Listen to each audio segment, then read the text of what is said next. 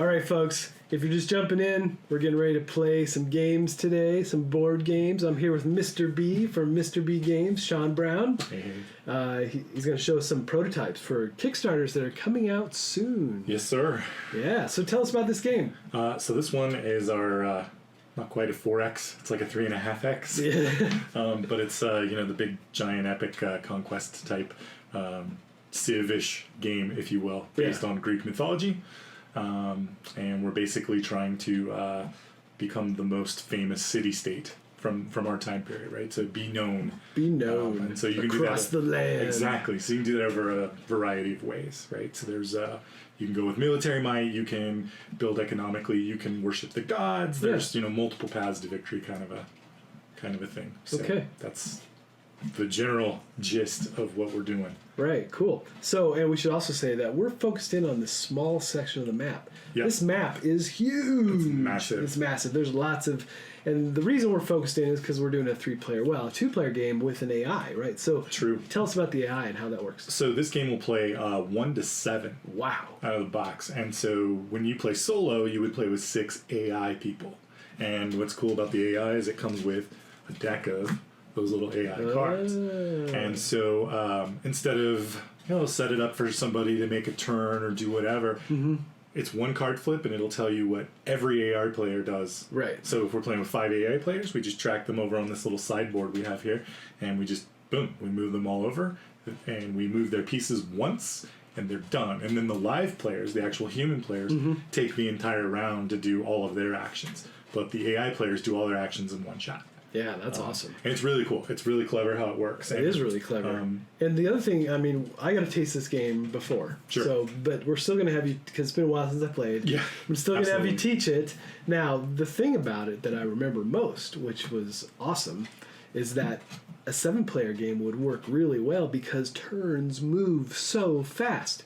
It has that Ethos feel where you're just boom, oh, it's my turn already? Yeah.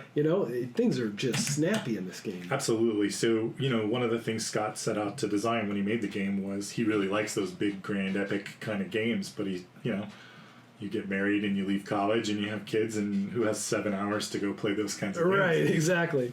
So he designed a game that'll play in an hour and a half, 2 hours. Yeah. And give you those same kind of feels. Yeah, right. And especially the AI deck, if you just don't have 6 guys to get around, right. But you got 3 or 4, well, then you can still play with the whole map, and you can have 4 AIs and 3 humans, or 5 humans and 2 AIs. So or can whatever. You play solo? Yeah, you can play with 6 AIs. Oh, that's crazy. And it's very challenging. Yeah, I bet. They routinely will win because they're gonna sandwich you on all sides. Oh yeah, absolutely. So, you got to be really really careful in your tactics. When wow, that's crazy. So basically, a quick rundown of how the game's working. Is we've got some basic phases. So the back of the rulebook has this cool little cheat sheet, which makes sense for us to kind of look at and go over. But basically, turn orders are pretty simple. So the first thing we would do is we have what's called the Ethos Phase. So these are in Greek times. So there's pathos and ethos. So paths are more passionate, and they're more like combat oriented or like goal focused, and then the ethos are more emotional. So they're more how your city state evolved. Okay. So the Ethos Phase is we're going to get dealt some of these kinds of cards, these objectives. Okay. And they look, give you an idea of what some of the artwork looks like. Nice. And so we get dealt 5 of these, and then we get to keep 2. So Mark and I have already selected the 2 that we're going to keep, and these are secret. I'm not supposed to know what he has. He's not supposed to know what I have. And the AI also got some as well. Right. And then there's these pathos, and these are public goals, so everybody knows about these. Yeah. So currently in this game, somebody wants to control 6 C zones. Wow. If you do 6 C zones, you meet one criteria. So a standard game, you would play to any 3 victory conditions. Okay. They could be all 3 pathos, 1 of the pathos, and 2 of your ethos. Any combination of the 3. For today, we're just going to play a short, like an hour. We're going to play through a couple of turns. So we're going to probably look for the first guy to get to 2 of these. 2 of these, right. Which could be both of your ethos. Right. And that's what's cool about this. If you want to get that feel, but you want to have something short, you can do that. So after you do that ethos phase, if everybody decides they like those cards, then after like the first turn or two, we don't have to do the Ethos Phase again. So say you get dealt a really bad hand in this game, you can actually discard those, and then next Ethos Phase, draw more. And you can keep doing that. So essentially stall until you get the cards that you really want. Wow. So what's nice is if you've never played it, and you draw some cards, and you're like, I don't know what any of these are or what they do, then just get rid of them and wait for the next one, because by the time you've gotten a turn or two in, you see what the AI player's doing, you see what all your opponents are doing, and it might massage the way you might go for your new goals. So it's kind of a cool mechanic for a new player. Definitely. So at some point, Mark and I have played, so we like what we've got, so we're not going to have an additional Ethos Phase because we kept our cards. Right. Every turn you're going to determine who the favor of the gods is. So usually that's going to be determined by who has the most of these favor tokens. So these look like that. And you get these by worshipping. They're like, think of them like a currency. Right. You can spend these. We all also have some gods that we've selected. Yes. So I started out with Demeter. And I have Apollo. And you're Apollo. And so on the back of these, they give us special abilities. And we can spend these currencies basically to take that special ability when we need to. And some of them have some pretty cool little abilities. Like I have a bountiful harvest, so normally you require a market to do moves and do things like this to supply other tiles. I can pray to the god Demeter, and I can use a bountiful harvest and not actually exhaust my market to make my moves. So it makes me a little more strategic. I don't have to build as many. And there's 3 different levels, right? There are. So how do you know when these levels activate? So right now we all start off the game. We all have 1 temple to our god. So I have 1 temple to purple. You have 1 temple to yellow, which is Apollo. So we can only use the first step on the card. So right here, we can only use that first spot. The second you build 2 temples, though, boom, now you can start using either or. And if you build all 3, you can use the 3rd power. And the powers get better as they go. Nice. So that's one of the tech tree ways that you can kind of go about doing things. So that kind of covers the whole favor of the gods and why we would worship and whatnot. Then we dive into the meat and the potatoes of the game, which is the action phase. This is where we're going to spend most of the game, most of the time, most of the decisions. Because after that, we're just going to do a quick upkeep of the map.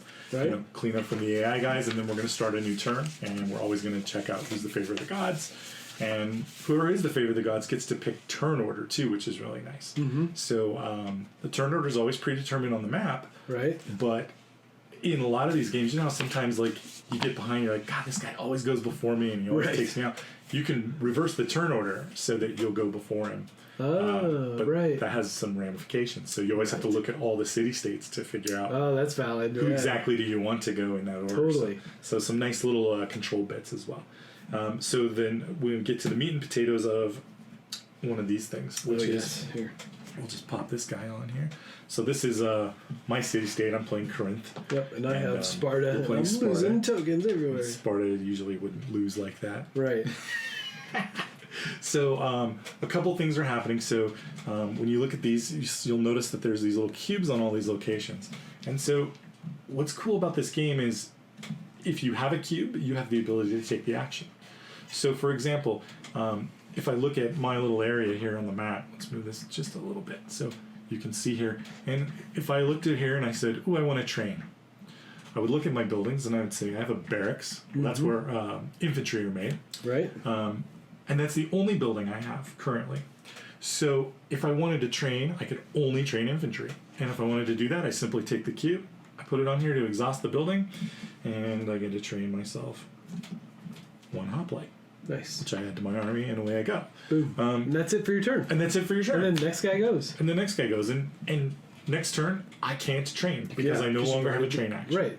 So that's literally action. And that's literally also the turn. So all these decisions and everything going on this map that you're thinking about, and when I say, Mark, it's your turn, his only thing is pick one of those cubes. Yep. And place do it. Place it and do what it says. Right. So that's what I dig about this game. Yeah. For being a deep, rich game. Right. There's really not much to your turn. It's really fantastic, actually, because it moves so fast. I was really surprised when we played the first time because I'm like, oh, this is going to be a long game. And it potentially could be a long game, but it doesn't feel that way because everything is moving. Everybody's active. Right. It's really well done. Well, thank you. I appreciate it. I mean, Scott worked really hard to get this timing right and down, and he likes that interaction. And, you know, I don't mind playing a long game, too, if you're engaged. Yeah. And definitely I feel like I'd be engaged. Right. So that's how the train would work. So you'll see that there's 4 different types of units there. So you can build cavalry, you can build triremes, you can build elite units. Right. To do that, you need different buildings. So let's say I want to build horses. Well, I can go over here and grab a stable, and I need to have a location in my city which actually has a spot. So right now I only have one spot left. One spot to do it, right? I've already started with 3 buildings. But if I plopped a stable in right there, now, whenever I use the train action, I can put it in the barracks to get infantry, or I can put it in the stables to get horses. Right. And what's cool, right? Let's talk about these little tokens versus the 3D buildings you have going on here. So this is obviously a prototype. We should say that out of the gate. Sure. But this prototype is interesting because these 3D buildings are going to replace, right? They are. The tokens. Yep. And your cubes that you use to activate these things all fit like on the buildings, right? They do, right. So that's the intent, so that when you look at your city state, you know what's been used. Right? Oh, it's just so slick. Absolutely. Yeah, it's really cool. So like I come in and I say, oh, I want to build a cavalry unit. Boom. Yeah. Now everybody knows, well, I've used that market. See, and the reason why that's cool is you'll see a little lock next to build. Later in the game, you can build technology that'll allow you to build twice in a turn. So then you can build 2 different types of buildings, and that's why that's. And then by the same sense, by train, if you have that train action, you're only activating the building that you train in. Right. So if I had, say, 3 stables, and I hit train, and I put a train cube down in a stable, I get to train 3 cavalry because I have 3 buildings, but I only exhaust 1. So I could train on turn 2. Train again, but because 1 was exhausted, I will only get 2 cavalry that time. Right. So it's kind of a law of diminishing returns. Yeah, totally. So it's nice to build similar types of buildings in groups. Absolutely. That's a nice advantage of the game. So so that's kind of how the train and build works.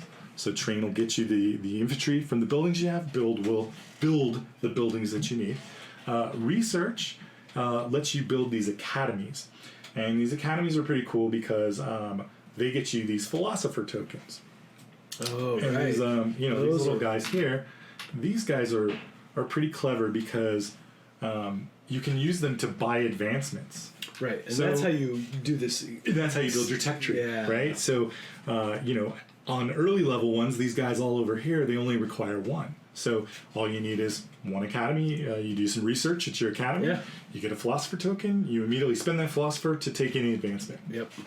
And there's again, like you said, there's a tree, right? So you have to have these things before you can move on to these, right? Correct. So like you have to build mining before you can build a Wonder of the World. Yeah, that's pretty And awesome. the Wonder of the World requires 3 philosophers, which means you're going to have to get a couple of academies on the board, right? Or really save for a long time, right? If you're only getting 1 a turn. So that's how research is going to work. It's simple action of you go to your academy, you take your cube, you put it on your academy, you get a philosopher, and you can either keep it for a future turn, like if you're saving up for a big purchase, or spend it right then and there. Right. And you take your action, boom, somebody else. And what I love about this is I say, I'm going to research. That's my action. You know, in a lot of games, I got to look through these cards and figure out what I want. Mm-hmm. Go ahead, mark it your turn. I'm looking at my tech tree. If it takes me 5 minutes to figure out which one I want, it doesn't affect the gameplay. Right. So you can be taking your turn, the AI players can be taking their turn, and I could still be looking at my advancements trying to decide which one's the best. Right? I'm not holding everybody up while I'm thinking. Totally. And, for me, that's a really cool feature. And then worship works very similar to the Academy, except for it's for all the temples that you have. So, like, these are the places that we worship to our gods. Right. And so every time you do that, you get favor of the god tokens, which is, like we said, a currency. We're going to use that for bidding. Right. That's going to determine turn order. So it's super valuable to pray to the gods. The gods get mad when you mess around in their area. And that's basically how that one's going to work. And, there's all kinds of other little things that happen in these, but generally speaking, that's how it works. And then the last ones are the supply. So if you spend a supply, you supply a specific space on the board. And when you supply it, then you can move all of the units on there. to go out and explore, go out and combat, things like that. So and you have to move units into areas before you can utilize those areas. Correct. Right. So like when we look at this map here, right now we just have our little tiny area, and in one turn I'm going to build here, and then I have nowhere else to build. Right. So I have to expand. Which is a good thing, and I can expand to different areas. If I go over here, there's only one place that's well populated enough for us to build. Probably not my best opening move. Right. Whereas over here there's 3, down here there's 3. The problem is, I start expanding this way. Our AI player starts to expand. I can get into combat really quickly, fast, right? Same with Sparta. So we got to be careful. Got to be careful. And then there's some other interesting things. These little mines that you see on here. What's cool about a mine is the space that it points to. So like this mine, if you buy the development for mining, then you can use those mines. So this space would go from 3 locations to build onto. It would turn into 4 locations to build because it has an adjacent mine. That's pretty awesome. And that's through the tech. So, and what's cool about that is you don't really need to describe that to people when you start playing. You can literally dive in and somebody reading about the advancements goes, oh, that's how I use those mines. Right? And then away they go. So that in a nutshell is literally everything we need to know to dive in. All right. Cool. All right, well, why don't you want to start us off? Yep, so I'll start us off. We're going to flip over the first AI card. And so it basically says he gets a supply of 1. So we move his supply up to 1. Okay. That's at the very bottom. Turn 1, it says he gets +1 advancement. Okay. So we go over to his advancement track. We move that up to 1. He gets 1 favor. He started with 3. He's now at 4. And he gets a hoplite. Okay. So we grab a little hoplite for him. And he's going to put in his area. Here. Nice. So he's got a hoplite, 2 hoplites, a trireme. He started out with his government. Now what's interesting with these guys is this whole board tracks all of his buildings and civilizations. We never need to put anything on his civilization. Oh, that's nice. Everything's tracked. Everything's tracked there. Well, and on the first turn, he doesn't actually move or engage in combat. So that's his entire action. Okay. Mark and I are going to get 6 or 7 actions. He did it all 10 seconds. That's it. He's done. And if we were playing with 5 AI players, we literally would have done that for all 5 of our colors, and then they're done. Wow. And that's pretty. It'll get pretty dicey pretty soon when they start moving. Quick when they start moving, yeah. So that's kind of the tension in the fight track that's looming. So we got a couple of turns to prep before these guys are knocking on the door, and that's the way that's going to be. So I am going to opt for research. So I'm going to take my cube and I'm going to plop it here in an academy. Okay. That's going to get me a philosopher. So I'm going to grab a philosopher from the bank, and I'm going to go ahead and make an advancement right out the gate with it. And so while I decide which one I want, it would be Mark's turn. Okay. That's cool. All right. I am also going to do research right out of the gate. On Academy, right? And I need one of these guys as well. That's a 5. I'll take the 5, sure. Yeah, that'd be nice, huh? I'll start with that. All right, so I get one of these little philosopher guys as well. Cool. Okay, and then you already. So what? So you picked philosophy, right? Yep. So I picked the philosopher. Oh, and we forgot to flip over the world event. Oh, so there's always a world event at every turn. Happens. So the first world event that comes out here is going to be the piece of Nicias. No players may move units into a tile containing other players' units or cities until next turn. Then there's an or option that says or all players remove 2 non-hero units. So basically says there's peace in the world, and if you break the peace, there's a penalty. It's a pretty cool event for us to have on the first turn because we really can't move into each other's areas. But a couple of things happen. You'll see there's this little sunburst here. Yeah. So anytime these things come up or anytime people move, there's chaos in the world. Track moves, right? So basically, every time you trigger some kind of a move or some kind of a world event, which this is how these are going to come up. So theoretically, we could play a couple of turns and not flip over any world events. Right. World events come every time you move. So as long as we're not supplying and we're not going out there and conquering, we're not going to see these. Okay. Right? So this is kind of a preview of what's going to happen. What's coming. And what would happen is you would basically move this down 4 spaces, 1, 2, 3, 4. And why that's important is if it ever gets to the bottom, you've upset the gods. And then they're going to do something really bad. Right. So that's kind of what where the we're at is. and what we're trying to do. Okay. And I use my philosopher to start mining. Okay. So you bought the mining. I used my philosopher to buy philosophy. What a Which makes sense. I thought about that as well. Indeed. So I'm going to worship. Yep. So I put a cube over here on the temple, and that gets me a favor of the gods. It's important to note too, right? If you build, you can't use that building this turn. That's correct. So when we show the building action, there's a reason why the cube won't be the same color, because it's actually not in your possession. Right. It means it'll take a full turn to build. Well, so that's kind of important, as they say. I am going to, let's see, I need, and to get more hoplites, how do I do that again? Sorry, train? So to get a hoplite, you would train. Okay. And the only building that you have that is available for training is your government, which is a barrack. So you put that on there, and you can bring a hoplite. And I can bring a hoplite out. Now the hoplites currently are tokens, and they're two-sided, because there's a technology where you can make them elite. Right. And then they fight a little bit better. So that's kind of cool. And obviously we would love to make those all miniatures, but for right now they're just tokens. And we'll see where we go. Any plans? You you're gonna have stretch goals maybe for that? Yeah. So we actually invested in some sculpts. So we've sculpted out the triremes and the hoplites and the cavalry. Very nice. We'll see, right? If we can get enough people involved, then we can go make molds for those, and we'll make a bunch of cool units. And is this maps to size? This is the board size? This is pretty close to final where we want to be. We're going to mute the force just a little bit more because they don't really play a role. They're more decorative, but really the functionality is going to be all these little places where you can play. But we're pretty happy with the majority of everything that's here. We love the buildings. The prototypes of the buildings look great. The figures look really good too. The hoplites and all those guys. Right. We just haven't. We thought those would be better as a long term. So the goal is when we put this up, that the game will come with the tokens, but it will come with all the buildings. Oh yeah. Full regardless right out the gate. Right. So we've already committed to the buildings. We're already because I think the molds. buildings add a lot to the game. They do, and we find that it's cool to have a figure for here.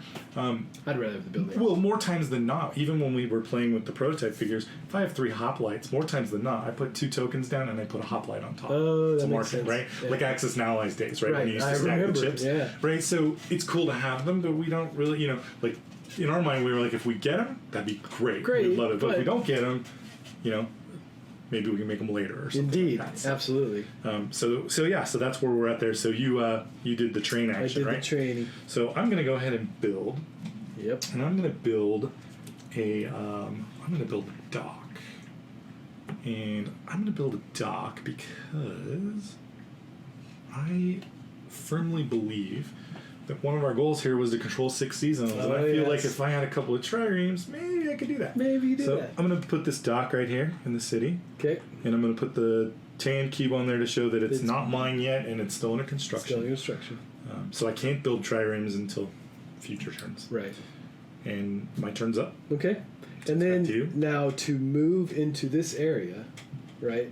I use the supply. You would do a supply action, correct? So, and where does the supply token go? So you just take it off your board. Oh, it just comes off. And you say that you want to supply this space. I'm going to supply the space. And then now all those units can move.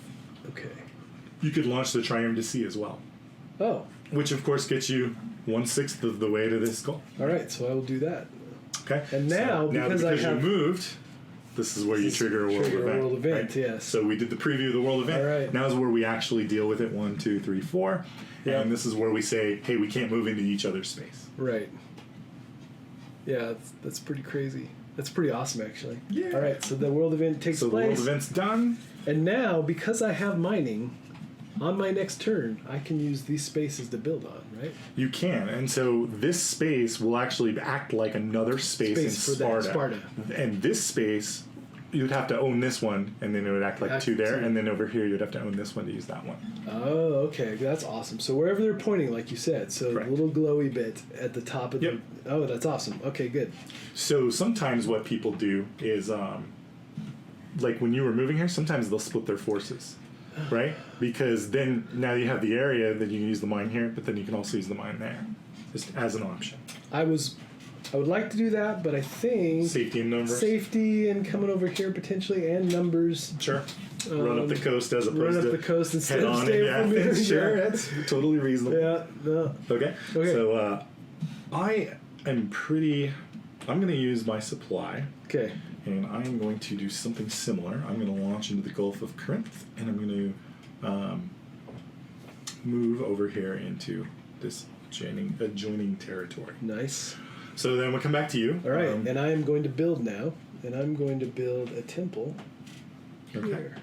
And so you're building a temple to your god. To Apollo. Oh, there you go. So you're building to Apollo. Yes, indeed. That is awesome.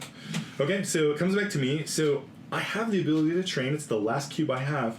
But there's one little cool thing about this is you can, if you want to pass, you can pass with 1 or 2 cubes left. Oh, right. And chain them into commerce. Oh. So I'm going to do away with my training this turn. Okay. And I'm going to take some commerce. Yeah, so that's a valid point. Yeah. You get yourself a little coin. And what does commerce do for you? So commerce is if you have 3, think of it as like leftover trade from your market. Okay. It's the things that you bought or took out. It has a value, right? But you're kind of banking it for later. So if you ever get 3 commerce, you can use that to either gain a philosopher or take any action again. So remember, like when we wanted to train, let's say, so next turn I'll have a barracks and I'll have a dockyard. Yes, but I only have 1 cube to train. Right. If I had 3 commerce, I could use the cube to train on my docks, and then I could cash in the commerce to train a soldier, even though I don't have the cube to take the action. Now, having the dock, right, allows you to build the boats or the triremes. The triremes. Yeah, cool. That's very cool. Okay, so I'm going to build or worship. I built. Sorry, that was my turn. You built before. You. I just trade mine in for commerce. I'm going to worship. So that gives me. Where are they? It gets you a philosopher. Yep. Thank you. Oh, I'm sorry, not a philosopher. It gets you a favor of the gods. Favor of the gods. Yep. Thank you. But next turn, I would have gotten 2 of those because I will have 2. Because you'll have 2 temples. It won't be. Yeah, because when your temple's done under construction, when you do that action, you'll get 2. And then you'll be the favor of the gods, which will get you turn order, potentially bid for winning world events, that kind of stuff, right? So, indeed. So some pretty cool stuff indeed happening, right? So that's it, right? So that's it. So we've literally done the entire first turn. The entire first turn is done. So fast. 7 to 10 minutes. And it's even like a refresher, and it's still as fast. Right. And we're still talking rules, and we're covering over, everything that we need to do. Like literally, once you get 2 or 3 turns into this, it's just almost like boom, right? Yeah. So, and away you go. And so, that's where we're at. So we're gonna move on, and we're gonna go to turn 2. So. The first thing we do would be an Ethos phase. We don't have the Ethos because Mark and I kept our cards. Yep. And so then we would look at Favor of the Gods. At this point, I'm sitting on 4. I'm sitting on 4 as well. Mark's sitting on 4, so we were tied. He was the Favor of the Gods by coin flip at the very beginning, so he remains in a tie. We have to also look at the AI. He's at 4 as well. He theoretically could have beat us. He could have beat us, yes. So I always find it's easier to just flip and do his thing. Yep. So let's flip and do his thing. So for turn... so what's cool about the card is they're shuffled. You do 1/2 if it's early in the game. You do the other half if it's late. Gives it a little more variety on the card. Very nice. So because it is turn 2 or 3, we'll use the left side of the card. Gotcha. So he gets 2 advancements. Boom, boom. So he's building like a crazy fool. He gets another Favor of the Gods, which basically means if Mark and I don't do any worshipping, he'll actually be the first player. The first player, yeah. Which means he'll be able to attack us and do all kinds of mean, nasty things. He built a trireme. So we're going to go over here and grab a trireme for him. Man, we're going to plop it up here. He's the worst. He is the worst. It's like he knows what the goal is, right? I know. Gearing up for ocean combat and like going to go out there. About? What is this guy doing? And then he has a supply of 1 still. Cool. So boom, that's done. So there's one other part of his turn. So once we've done everything of his cards, after the very first turn, he gets a movement phase. Okay. So it's 3 steps. So I'm just going to read them. Yep. Since the first time we've done them. Yep. The first step says, "Will the AI player move?" And it basically says if the supply number on the AI board for the active player is 0, or the AI player only has 1 unit, then we skip it. So he has 1. He is not at 0. Okay. So we don't skip it. So he can move. So it costs supply for him to move. Mm-hmm. So basically this turn, he's going to have to spend the supply. So next turn, he won't be able to, but he's going to gain supply from the cards. So this is going to be, sometimes he moves, sometimes he doesn't. And it's going to ebb and flow back and forth. Gotcha. So right now, he has supply, so he's eligible for movement. So we would go to step B, which said, which one's he going to give his supply to? So we find the tile with his most units. Well, he only has 1 location. He's in Athens. So that's where his most units is. We don't count his heroes. And we count his government token as 2. So because he's there, he has a virtual 2 units. Gotcha. So like, for example, if he moved a bunch of guys over here, but he had some back, Athens would still be his main source for the first couple of turns until he really started to push units out. And that's to help him continue to push out of the main base. So let's see, he says, if all AI players have reached their supply limit, then there would be no movement, but he still has movement. So we've determined which space, basically, by step B, he's going to go from. And then step C is he's going to move. So he's going to go, let's see, he's going to advance forward, whichever is closest, whichever is the most desirable for him. So he can move here to an expansion of 1 or an expansion of 2. Probably the 2. So he's going to go to the 2. Yep. And then his triremes are going to launch at C. Ugh. And so C that basically movement, gives him 2 at C. Well, it does. So the triremes are pretty the cool. 6? No, because he's only cycles. So it has to be in the different. Yeah. Correct. That makes so sense. he may actually. But if he was here near, he would have 2. He would. For his token. Correct. Okay. So basically, it says when he's supplied to a tile, he's going to move together a single adjacent C tile. Cool. If he's moving from a land tile, all triremes are going to move. If the C tile, the AA player leaves 1 behind. Mm-hmm. So what this means is he moved these 2 out here, but next turn he's going to move 1 of them somewhere and leave 1 behind. That's how he's going to expand to 2 C tiles. Gotcha. Right, and then he's probably going to keep producing triremes and keep launching them to C, and he's probably going to get to that 6 C zone goal way quicker than Mark and I will. Yeah, that's not good. So we need to keep this guy at bay. That's so that's his golden rule. He always leaves 1 guy behind. I really dislike this guy. Yeah. So like next turn, an example. We're jumping ahead on here, but he's got 2 units in here. If the card says he builds a infantry or a trireme or anything in here, he's going to count his government as 2 plus whatever's in there. So it's going to move from Athens again. This isn't going to continue to advance right away. And then ultimately, let's say nothing does. Mm-hmm. He would always have to leave 1 behind. So he's going to start to get weaker as he marches. And what's cool about the AI is it doesn't do that to itself. It doesn't cripple itself. It waits and builds and builds and builds until it gets bigger. Yeah. And it really makes it effective. It's pretty That's clever. Pretty cool, yeah. So that's his entire turn. And so Mark gets to, we get to reload our boards. So we get to take and put all of our cubes back on our white blocks. So now our buildings that we built are legit buildings, correct? Yep. So we get to take the build we can cube off. use them this next round? Yep. We are back to the world of legit. So we pull all these off the main board. Oh yeah, too. they come off the board. Yep. Cool.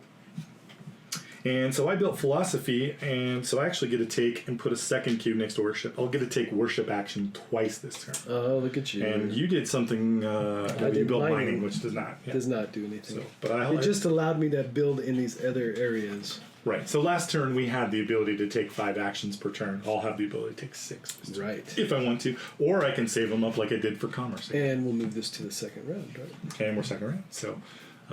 Okay, and he's gone. He's gone, so pick something, all right, cool so to do. Let's see. I think I am going to... I'm going to train. Use this guy to train with the barracks. The barracks, and I can... You get an infantry. Or a hoplite. Or can I build... I can't build the boat, though. Well, you haven't built a dockyard yet. You have to have a dockyard for that. Okay. Yep. But you can build it now for next turn, and then you can start launching trials. Right. But I think we're going to have a guy.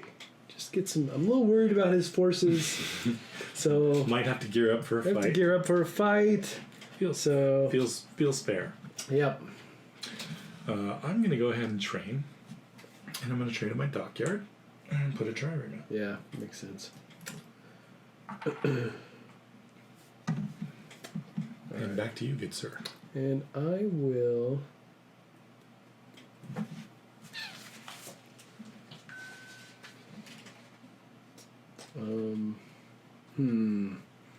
Try to decide here.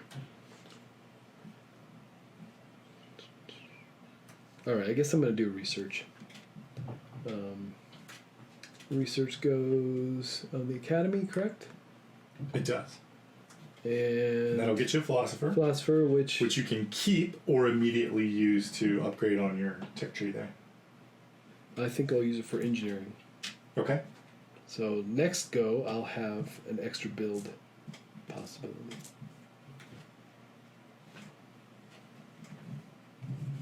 And just like that, it's my turn, right? It is your turn. Here I am trying to figure out what I want to do, and I haven't figured it out before it was my turn. And it's like glaring me at the face saying, Sean, but it's your turn. Yeah, right. So what am I going to do here? Folks, if you're just stopping by the stream, thanks for joining us.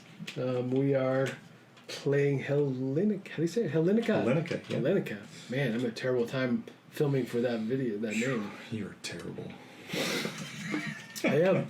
I already got accused of saying names wrong in a video that went up yesterday, so... Ooh, that sounds awesome. Yes. Well, I am going to build an academy over here. Oh, look at you. So I should have put my ownership flag out there. Oh, yeah. And you should have as well. I should have done the same thing. If we would have been paying attention, that would have been during our upkeep phase. Right. But, there you go. That's sometimes the blemishes of playing the game, right? True. But that's pretty minor to this. Yeah, so I that was my action, was I'm building myself another academy here. And I do think I will build, just because I'm worried about this seafaring. Give me a dock, please. A dock? And I will build it in Sparta.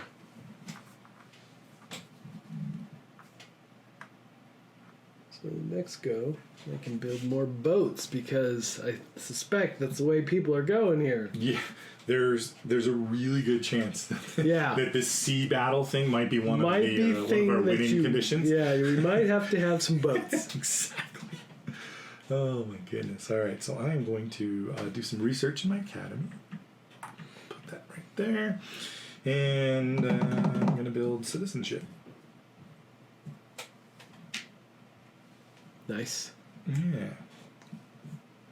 Actually, I'm not going to build citizenship. Oh. That's a terrible idea. I'm going to build merchants, which allows me to do a second research action. And since I tend to like building these academies and maybe having 2 of that action, since I now have 2 academies. That might be a good thing. Right, because they're in 2 different locations, right? So if they were in the same city and I took the action once, I would get 2. Right. But because they're in different spaces, I'm going to have to do the action in each location and get 1 each. So it's back to you, sir. Yes. I think I'm going to... I guess I don't have to do that yet.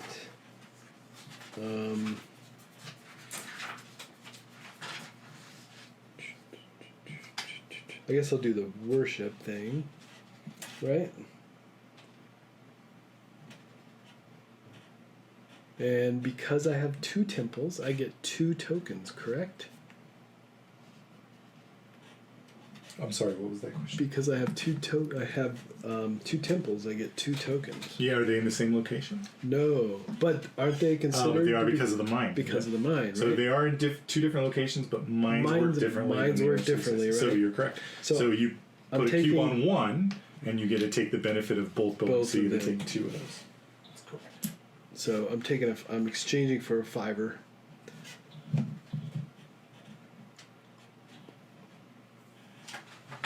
Exchanging for a 5er, eh? Yep. So I have 6 now. All right. So this is back to me, huh? Yep. I'm going to take a worship action, and I'm going to worship in my temple, and that's going to get me a favor of the gods, and I am good. Cool. All right. And I guess I will move. Well, I don't know. I'm going to hang out. I think I'm going to pass at this point. So you have one cube left. Right. Right? So you can turn that into commerce. Yep. So get yourself commerce. And you're 1/3 of the way to a free action. Yep. See, it's kind of interesting. The first time people do that, they go, well, that doesn't seem like a good trade-off, right? Right. Because you go, well, you need 3 of those to take an action later. But if it's an action you don't want to take, rather than lose it, you kind of bank it at a diminished return, right? And then use it on a. Because I mean, I could move my guys, but I kind of like them grouped up at the moment until I get a little more might behind me. I'm with you, and I agree. So I have 2 cubes left. I'm actually going to go ahead and cash both of those in. Okay. And take 2. And if you guys remember, I took a commerce last turn, so now I do have 3. So next turn, I can cash those in to take a double action of something that I like. And where I'm going with that was next turn I'll have a dock and a barrack in the same location, and you can do, and I can do both of them. And that just allows you, even though you don't have any cubes available, even though I can legally only take the action once, I now have enough trade I can buy my way into. So that's the other way to look at that is like, oh, I built some infantry, but I just didn't have enough assets to buy a trireme. Right. Well, I spent money and just went and bought one. So, but you can't do that every turn. Of course not. It takes multiple turns. Yeah. So, an interesting thing that happened here is I didn't supply anything. Mark didn't supply anything. But this guy did supply, right? Because we used his supply and he moved. Yep. So he also triggers a world event. Oh, right? That's right. Anybody, right? Anybody. So we're thinking he's an AI guy and he did all this stuff. Right. But we still have to think about this. Still have to think about that. So boom, we get a world event. And we get silence. Nothing happens. Oh, that was a world event. So let's show this. Good for us, right? Yeah, nice. One time we get something silence. Right. We get a little bit of silence. Indeed. All right, and that goes to the top of the deck. So yeah, I wish it went to the top of the deck. Just goes to the discard pile. Well, and unless we really want it to be silent. Yeah, right. And let's see. So we're pretty good on the chaos. We noticed that was a 0, so that's why we didn't move the chaos track down, and we didn't trigger the angering of the gods. And what's interesting is when that happens, we'll see it probably next turn. Mm-hmm. When that happens, we're going to have a bid with this favor that we've been collecting. Yeah. And depending on what happens, like it could get ugly. It could get ugly really fast, right? It could get real ugly. So you generally don't want to be on the losing end of a god bid. I can see that, definitely. So, yeah, so there we are. And now we're going to move our turn marker to 3. All right. I see this game usually in the 7 to 10 turn range is when somebody can sneak out like I hit all my goals. Right? So right before we start this turn, there's an upkeep. This is where we're supposed to double check. Did we move right? Did we mark things right? Did we put our tokens on there? But also, did somebody win?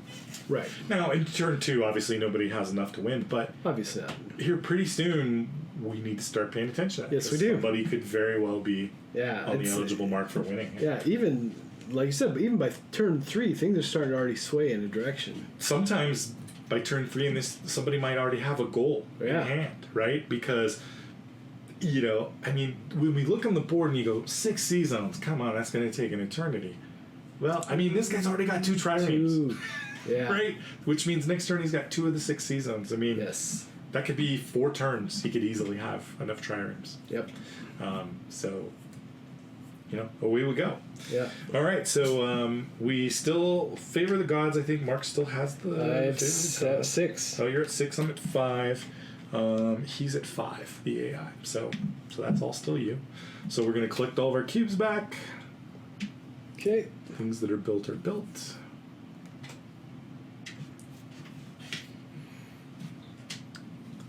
Thanks for jumping into the stream, folks. We're on turn 3, and we'll probably be playing for another half hour.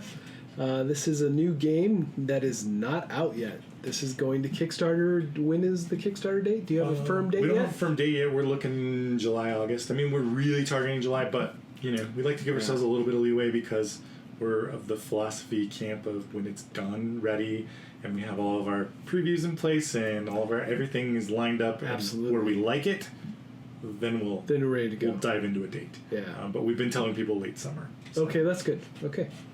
Yeah, and I think this game, it should do well. So. All right, so you're the first action, but let's go ahead and do the. Let's do the AI. AI for the turn. Let's click this on guy's the worst because he's problematic. So it is turn 3, so we're going to use the left side of his card. Okay. He gets advancement that goes up by 1. He gets favor that goes up by 1. He gets commerce that goes up by 1. He gets himself a cavalry. I don't like that. The problem with him having a cavalry is he now has combined arms, which means he's going to be even more deadly in combat because he's going to get to roll actually extra dice. Combat's really simple in this, and I'm guessing we're going to see it here pretty soon. We are going to see it pretty soon. And then his supply moves up to 2, which means he's definitely going to move. So let's do the second part of his movement, and let's just get him out of the way. So we do step A was will he move? His supply was 0, or he only had 1 unit somewhere. Well, he has the 2 virtual units here, so that's 3. He has 2 here and 2 here. So these are going to move, right? That's where his movement's going to happen. So he's going to supply here, and of course he's going to move his cavalry right up here. Okay. So he's got the big marching army, right? That's just the way he's going to roll. And he's good to go. And then as far as C movement, it said if it's on the supplied tile, then he gets that movement. I believe we screwed up because the first turn he launched this guy, but I think this should have been on the land. When they moved, and so that means he would get to launch it. And so since he's trying to grab zones, he's gonna pop up here and grab himself 2 zones. And now the AI is done, and we don't have to deal with him. So now it's Mark's first action. Sounds good. Tell me what this siegecraft is.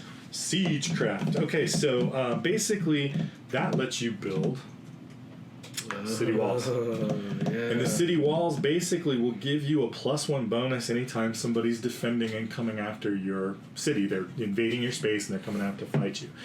Why is a +1 important? It doesn't sound very awesome. Yeah, it doesn't. Yeah. So combat dice are D6s. Okay. And the combat works might as well go through it. The combat works really simple. So if you're in a fight, you ask yourself the question, do I have a hoplite? Right. If you do, you get a blue die. Blue dice. And a blue die is numbered like it's like 1, 2, 3, 4, 5, 6, right? Okay. One of every number. Okay. And then you ask yourself, do I have an elite hoplite? And those would be the ones that are, you've researched the technology. Right. So in this case, we'd say no. But if you said yes, you'd get another blue die, right? And then you say, do you have a cavalry? And like in the case of our AI, you say, yeah, I have cavalry, so you get to roll a green die. Now, green dice don't have any 1s, but they also don't have any 6s. I'm sorry, they're a 1, 2, 3, 4, 5, 5. Okay. So better chance to hit middle of the road. Yep. But they don't have a 6. Right. And then you say, do you have an elite? So if you did, you would get an elite die. So right now, because he doesn't have an elite, he's throwing 2 dice. If he had both elite, he would be throwing 4. And then you ask yourself stuff like, do you have a hero? Okay. And heroes can only be trained at the academies. And a hero gets you the hero die. And the hero die has a +1. The hero dies, or a +2, or a bunch of blanks. Okay. So all he is a modifier to your troops. And so then that's it, and you would then roll in combat. So I had 2 dice, I roll, and I rolled a 1 and a 2. And let's say he was attacking this location, and I only had 1 troop to defend.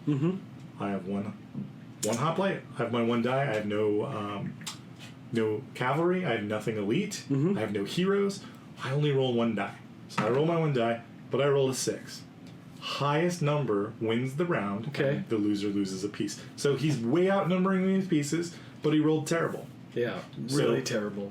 So in this example, he loses a piece, and we keep fighting. Okay. If he wants to, or he can, of course, break it off. So why those city walls were cool is, if I had city walls and you were attacking me, my 6 becomes a 7. Which means there was no number you could roll that could have beat me without modification. Gotcha. So city wall, having a +1 on that is pretty sweet. Because I could have even rolled a 2 with my city walls and beat you with that roll. So just so combat's just designed to just be get you in, get you out. So combined arms is the way to go. You want to have your cav with your hoplites. You want to try to get a hero out quickly if you can. Right. We haven't seen it yet, but sometimes these world events will put out rampaging monsters like a Medusa or Minotaur, stuff like that. Awesome, and you can't defeat them without a hero. Okay. So, just another layer, right? While we're just over here in the corner building our little civ, this game's getting interesting. That's pretty cool. It's not that interesting. It is. All right, so I am going to research And I'm going to do philosophy. So, and go academy, and do that, and then I'll get a second cube for later. Okay, you're banking?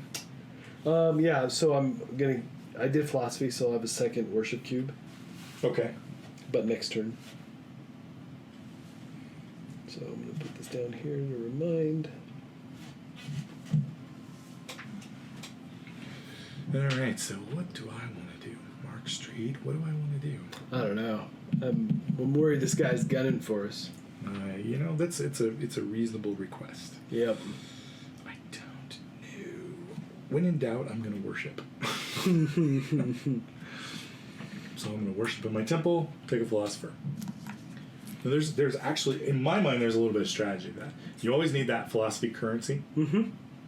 It doesn't really matter at what point in time I take that.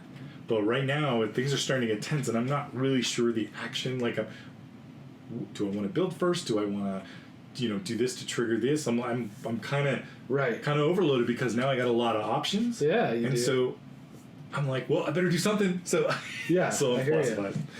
I have a really cool plan in mind. I just haven't quite put the pieces together. So it's back to you. All right. So I'm going to do what I wasn't going to do because I want to... well, maybe I'll do that first. Sorry. Being super confusing. I'm going to go to the barracks and get another hoplite. Okay.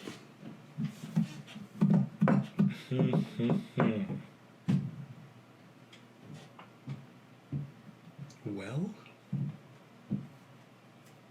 I think I will train at the dock and get myself another chart. Okay. And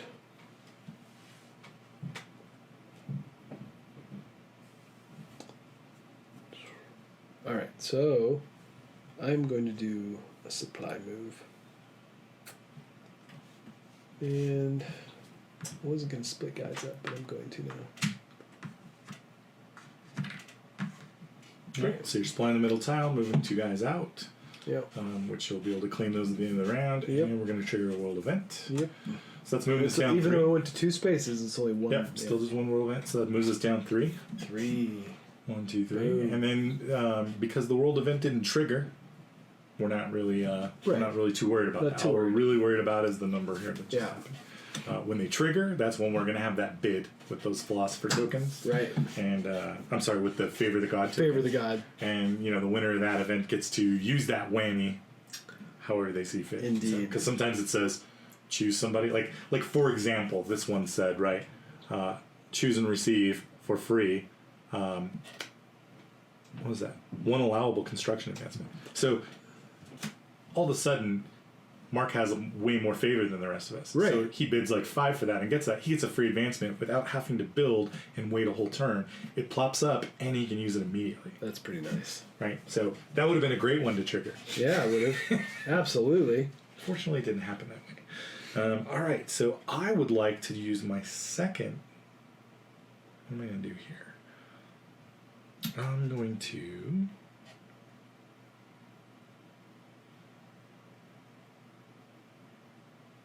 I'm going to use research on my academy, and I'm going to use my philosopher to upgrade citizenship. Now, citizenship for me, citizenship for me isn't super exciting currently, but I'm looking at the upgrade of law. Yeah. And I'm looking at law would be really cool. Because once per turn, the player may remove 1 cube from an exhausted city upgrade. That is pretty slick. So basically, I put something down. Yeah. And then right before my next turn, I can just pick it right back up. That's awesome. So basically, I can take something that I have an action to do twice. I can do it twice at full return. And I kind of like the sound of that. Yeah. So that's what I'm doing. All right. Well, I'm going to build another temple. Now, tell me what happens if you lose a space here, and then you've built in mines that adjacent to an area that you did control but no longer control. So that location is considered. So even though this mine is here, it's considered part of this space. So if somebody comes in there and attacks you and takes that space, it becomes their space, and they usually get to ransack one of those buildings. Yeah. So in general, you don't want to lose space. Right. So fortification's good. Fortification's good. All right. So that was you were. What'd you do? Oh, you did build. Right. All right. I think I want to build an academy over here. Nice. Look at you expanding outward. I know, right? I'm an expander, all right. And that's back to you, sir. Yep.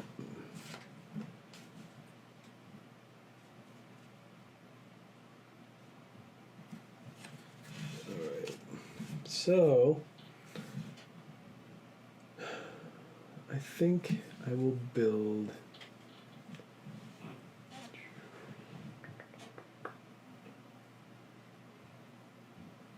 I'm gonna go all in. He's committing. Now, that's my 4th temple. Indeed. So somebody might have hit the goal there. That's what Mark's broadcasting to me with his terrible poker face. Terrible poker face, yeah. So, I mean, in all, just so since we're showing the game off. Sure. I have this card that I need to build 4 temples. And I'm not sure that early on in the game you'd really do it this quick. Right? Sure. Because I think maybe you might sandbag at 3 because you get such a cool power for 3. Yes. And maybe wait until that turn where you have all your other goals in line to build that 4th. But, But since we're just giving a flavor of the game. Absolutely. And since we're playing a truncated version, he is 50% of the way to victory. All he has to do is get either his other hidden goal that we don't know what it is. Right. Or any one of those things, right? Which is more cities than any other player. Yep. So you actually bring up a very scary point. Right now, you have three locations.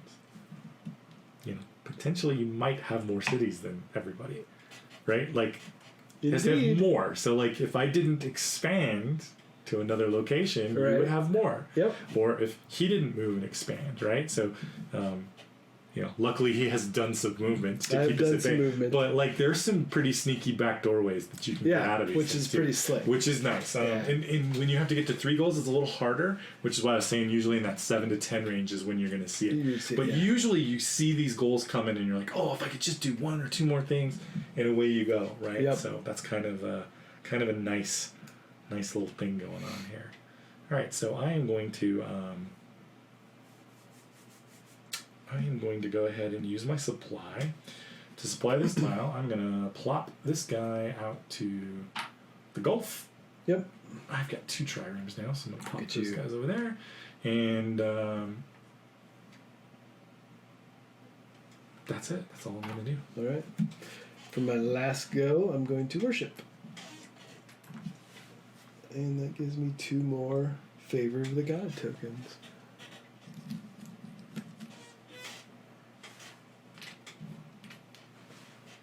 Cool. So I'm going to use my worship key to get me some commerce. Okay. Actually, I'm going to hold off on that. I'm going to use my commerce to take a... no, I'm going to sit on it. All right. I'm just going to take another commerce. I'm happy with that. Nice. And then tell us again how you get more supply tokens. So every time you build a market, you get another supply token. Okay, that's where it comes from. So you build a second market, and then you get 2 cubes down there, and you can supply 2 locations. Right, which is awesome. So you can say, give them to Corinth, want to move, and then give them to the Gulf, and then push them out. It just takes resources to get people moving. So. Right.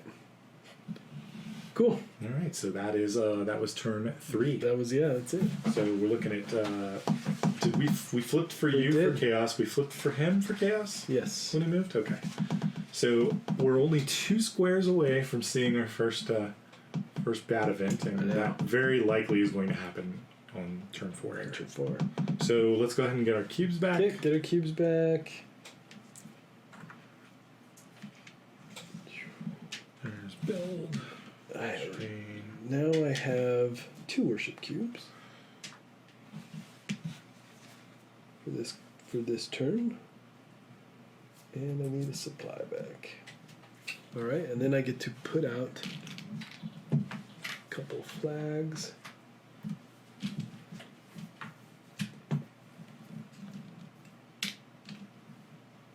Okay. Alright, so let's do his AI event here. So it's now turn 4. Right? Let's not do it. So he uses the right side now, which he gets 1 advancement, 2 favor. Man, that guy. 3 elite cavalry. What? Just showed up on the board. Just, man, he gets there really fast, doesn't he? He does. Well, he does have 5 advancements, right? Oh, right. Because he's been building up on the advancements. What's cool is, like, the first time I heard that, I'm like, how the hell is he built 3? Well, he must have researched the elite cavalry, and then he must have built 3 barracks for those first couple of turns, right? Yeah. Because plop, he's got a big, giant marching force. And I like that you're my shield. Which Operation Human Shield. Operation Human Shield. I think that works well and for then me. he moves up. He used 1 supply last turn, but he gets 2 more, so he's back up to 3 supply. Okay. And when he has multiple supply, he can also start supplying multiple areas. So, like, this turn... under his movement, right? Mm-hmm. This is going to be his most supplied tile, so of course he's going to move these guys into here. Yeah, he is. And then looks like he can supply. That's going to be his most next turn, and it's going to totally grind up on me. Oh my! Yeah, it's going to get bad. All right, so now we're on turn 4. I'm going to lose my awesome academies. Like, I see target. Indeed. And what's awesome is Scott added this just recently, this grudge track to the AIs. What's this? So this is like, let's say like you're moving along and like I go and I take something from it. Mm-hmm. And the AI computer, or an AI player wouldn't know that. But what's cool about this is if I do that and I'm Corinth, he puts his cube down on Corinth's space of grudges. Right. Next turn, when it's time to flip, and he has that decision on where he's going to go, if his choice to go is equidistant between me and Mark, he'll go after me because he has a grudge with me.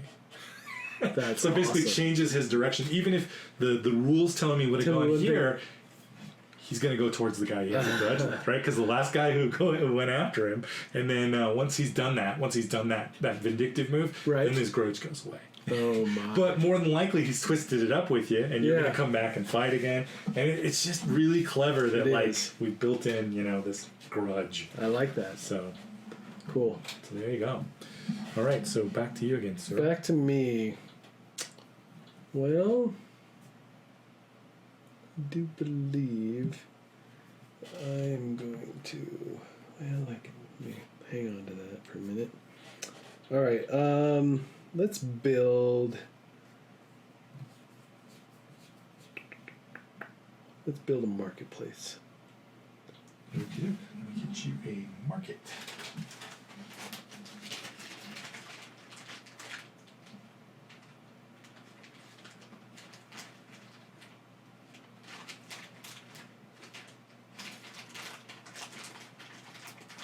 So I got to go to the counters, unfortunately. Yes. It's okay. That's all right. The markets look pretty cool, but the counter doesn't look as awesome. Nice. All right, I'm gonna build a Curse you 3D printer. Yep. My found somebody to print these for me, and he had a bunch of them on the printer last night. Yeah. And I went to go pick them up this morning, so we could have them, and he handed me like 6 or 12 of these blobs of plastic. There was some kind of fatal error where it just built them up as like blobs. Oh so my God. they don't look like anything. So he's like, I'll reprint them and have them for you in a couple of days. Well, that didn't quite work. That didn't work so well. But you'll probably still go back to him. He does fantastic work. So, all right. So you're building a market. I did. Cool. All right. Which then will give me more supply tokens next turn. Right? I agree. I think I'm going to use my supply, and I'm going to move my triremes. Oh, yes. That was very smart. And I'm going to go out to the old sea. I'm going to bring them all out here. Nice. I feel like there's some sea zones I could conquer. I think there are. Huh. All right. I am going to train. And this is my docks, right? Correctamundo. And I'm going to finally build out my next boat. Cool. I like where we're going here with this. Mm-hmm. Oh, boy. I feel like I really, really, really, really, really need to get some defense going for my academies. I just feel like I'm in trouble here. Yes, you are. But I'm going to go ahead and research. I really like my first academy. That you're super tempting. Oh, I'm super juicy target. Yes, you are. So I get 2 philosophers because I activated the 1 building, which would give me 1, but I have 2 in the location, right? Mm-hmm. So I get 2, which gives me a total of 3. So I'm going to go ahead and spend all 3 of those right now to get me law. Oh, very nice. So that's the once per turn I can remove a cube from a exhausted city upgrade. That's pretty nice. So I would like to go ahead and use that power of law to remove a cube from a city location. Pretty cool, huh? Yep, that's awesome. And it's your turn. All right. All right, I guess I will supply. So first we're going to move this guy out, and these guys, we're going to move one over here, and we're going to move the other one up. There we go. One up into here. You're getting awfully friendly. You're getting really close to my academies. I don't know. That's Luke's Jedi Academy. I think there's nothing to worry about. Yeah, I'm getting double squeezed here. I got the Spartans on my heels, and I got the Athenians just marching across the countryside. It'll be fine. Not happy. Yeah, it'll be all good. We're just friendly. It's just a regular old friendly guy. Yeah, It's just not what I wanted to hear. It'll be good. It'll be good. It'll all be good. Good times. And we need to do world event, right? Does this move? Did you move? I did. So you're going to trigger, 3. 3, so boom. So boom, we're going to have the Persian Civil War. It's happening. It's happening. All players receive a non-hero elite unit of their choice to place on one of their cities, or nothing happens. And the winner of this bid gets to choose that. So he either chooses to give us all a unit, or say, sorry, nobody gets anything.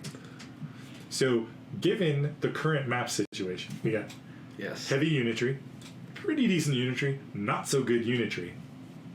And, maybe the winner of that wouldn't want to give me a free unit. This is true. Just saying. So here's where we're going to take our philosophy tokens, and we're going to hide them, and we're going to do a closed fist bid. I mean, not philosophy tokens, but... our favor of the god tokens. Sorry. Yep, favor of the god. And we do have to announce, these are like public knowledge, so I'm sitting at 6. I'm sitting at 8. And the AI player is sitting at 8. Ooh, so what does he bid? So the AI player will always bid his maximum. Oh my gosh. But keep in mind, ties go to the favor of the gods, which is currently you. Yeah, okay. So if you really want to win this event, bid all 8, and you're going to tie him and you're going to win. If you don't, then let him have it, right? And let him use all of his favor, and then you can maybe get some cheaper ones later. Right. So that's definitely a thought, one way or the other. So I'm going to grab a number of tokens here, and we're going to do a reveal. 1, 2, 3. Did you go all 8? Yeah. I went all okay. 8. So you win all 8. So you win because you're favor of the gods. Yep. You got to cash all those in, and you get to decide: do you want to give us all a non-elite unit, or do you want to give us nothing? Nothing. Okay, very good. And he kept the event because there are certain ethos and pathos goals that may cause him to count those at the end. Yes, maybe so. Just maybe. So when we're triggered, we always reset to the number of players plus 1. Yep. And away we go. And in full disclosure, one of my things is to win 2 world events. Right. So we know he already has his 4 temples. He's won one of his 2 world events. Literally, next turn. He built a second market. He may just want to move twice just to trigger 2 world event cards and try to get another bid. Now, let's look at what the possible... What's the Empire one? So the Empire has owned more cities than every other player, which he may be qualified for. Control 6 Z-Zones or destroy at least 7 units owned by another player. So I feel war's coming. I'm just saying. Yep. Sometimes you can't have victory without war. And like the victory triggers as soon as 2 of those are met, right? So when you meet the 2, we have the upkeep at the end of the turn. If you meet the criteria at the end of upkeep, you're good to go. All right. So things have got interesting. They have. All right, so it's back to me. I have 3 commerce. Actually, I have 4 commerce. I'm going to spend 3 of it. Okay. To take another research action. Now, I don't actually have a research cube, but because I spent commerce, I can take that action. Mm-hmm. And if you remember, I built law to clear that out. So now I'm going to take that action, which gets me 2 more philosophers. Okay. And I'm going to give you all full disclosure because I think this is kind of fun how we're doing this, especially with the training game. Absolutely. So one of my goals was to research all of the government goals. Yeah. Oh, right. So that's I why have 2 we philosophers. Right. With 1 more, I can do spiritualism, and then I have all of the governmental path locked up. Right. I can't get it this turn, but I can totally get it next turn. And my other goal is already in the bag, but I'm not going to broadcast it like Mark Street did. I'm just going to let you wonder. I'm just going to throw it out there as a minor threat. But this is true. Next turn, somebody's going to win using our little truncated rules. Now, keep in mind, in a full game, we would play to 3 of those conditions. Right. And what that does, why that's important is, it's great that I hit my 2, but it forces us to do one of these things, which has to have conflict in the game.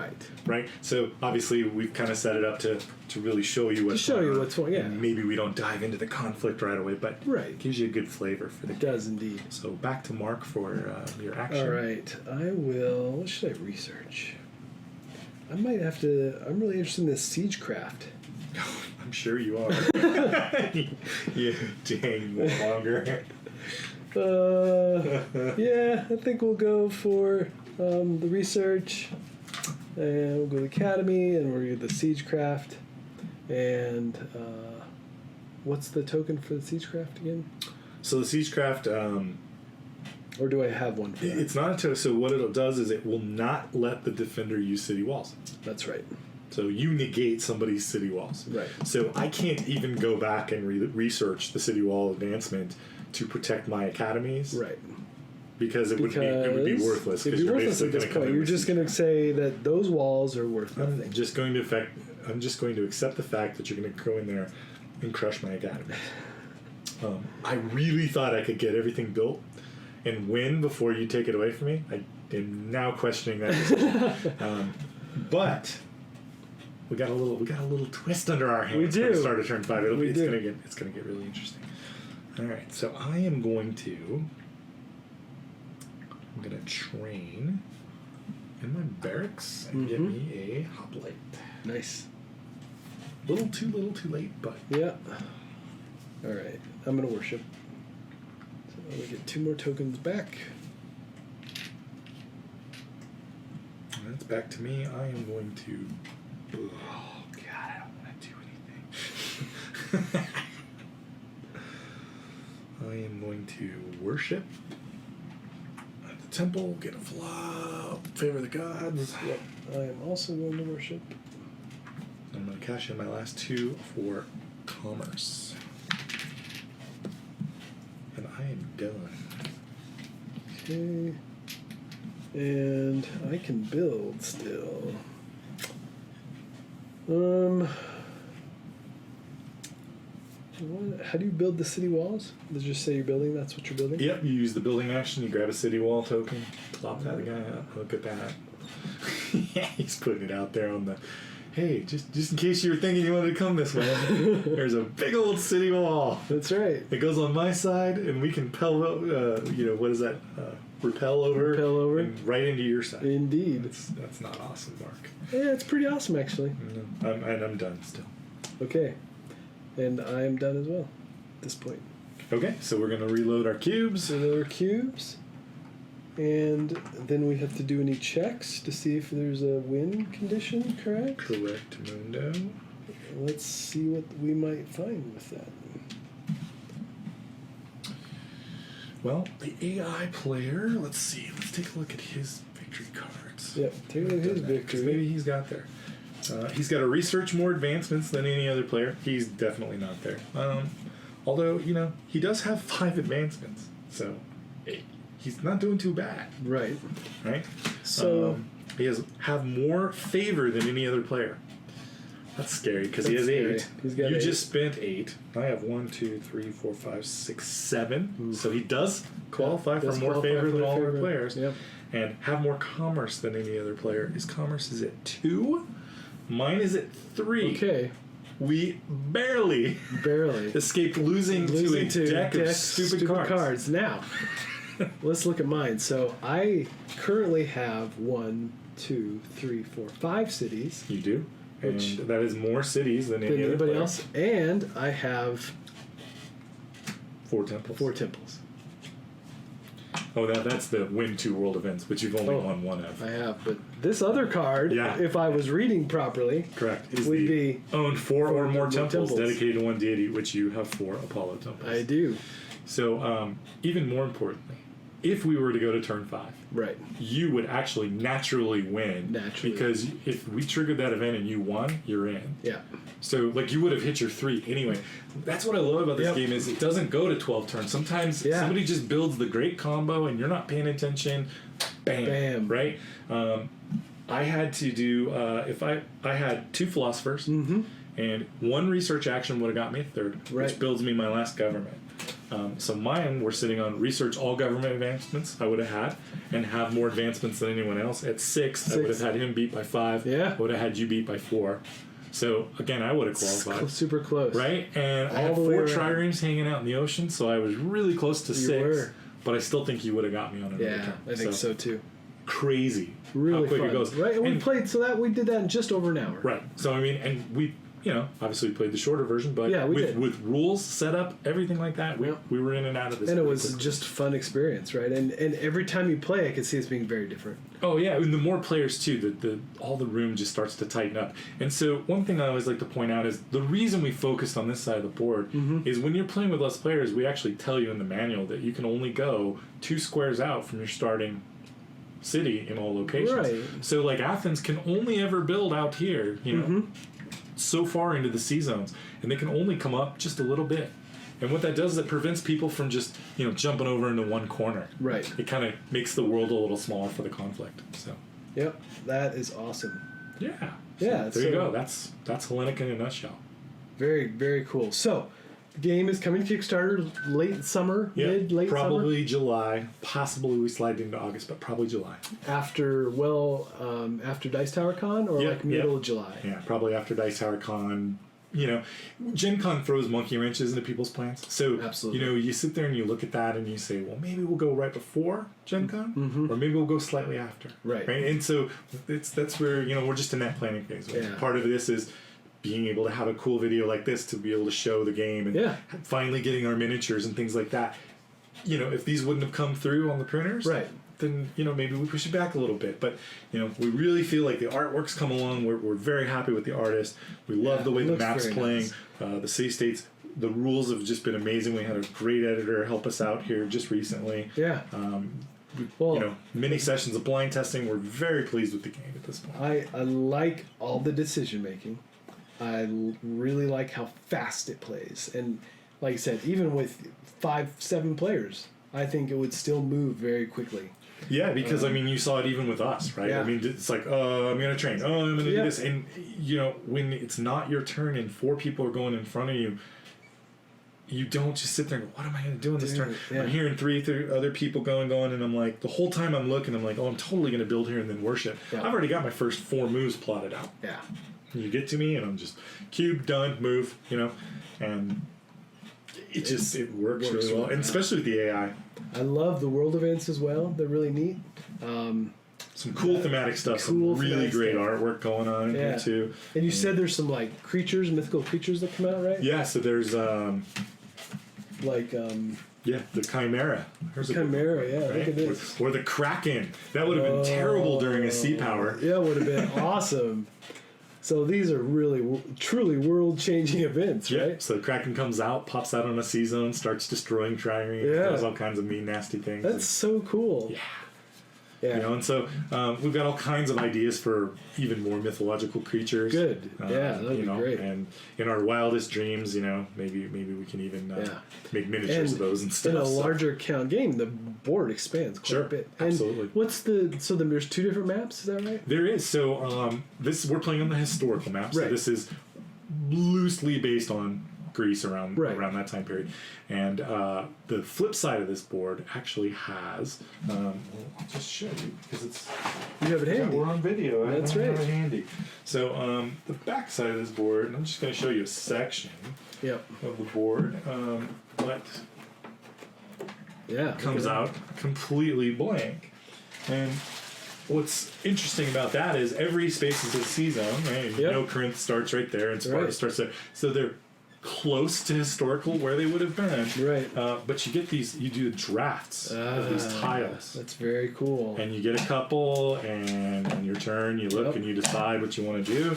And you come out and you say, hey, I want to, place this guy because it's got 3 mines on it, right? Yeah, nice. And you plop that like that. And you just build out the world. And the way the world building works is you got to go forest to forest. Yep, stuff makes sense. like that, right?